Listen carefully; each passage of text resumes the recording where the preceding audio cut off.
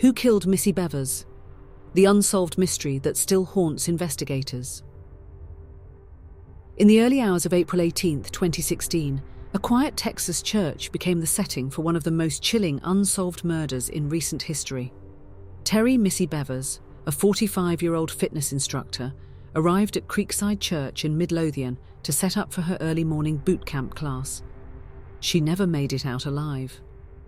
By 5 a.m., her lifeless body was discovered by her students, the scene drenched in violence. The brutal nature of the crime was disturbing enough, but what made it truly eerie was the surveillance footage police uncovered. A video showing a figure, clad in full tactical police gear, stalking the church halls just before the murder. The footage is haunting. The suspect, whose identity remains unknown, moves methodically through the dimly lit church, dressed head to toe in what appears to be SWAT gear. Their gait is slow, deliberate, almost unnatural. They break windows, test doors, but their true purpose remains unclear. Was it a break-in, a staged robbery, or were they waiting for Missy all along? Despite the clarity of the footage, authorities have never been able to determine the suspect's gender, let alone their identity. Their movements seem calculated, yet strangely casual, as if they knew they wouldn't be caught. But why target Missy Bevers? Investigators pursued every lead. Missy's personal and professional life was scrutinized, her family, her students, even her social media activity. Yet no clear suspect emerged. Her husband, Brandon Bevers, was away on a fishing trip at the time with a solid alibi. Family members and acquaintances were questioned, but no one had a clear motive.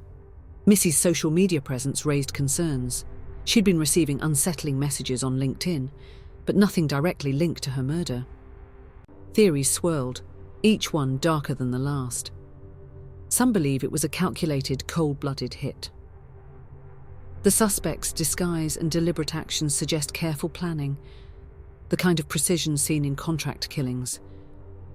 Others point to a crime of passion, something personal, perhaps a hidden affair or a grudge that had festered long enough to turn deadly. And then there is the most unsettling possibility of all, that Missy's murder was a random act of violence, her killer choosing her not out of hate or vengeance, but simply because they could.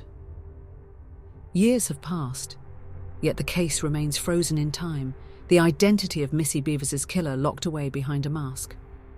The shadow that moved through those halls that morning has never been named, never been found, and perhaps never will be.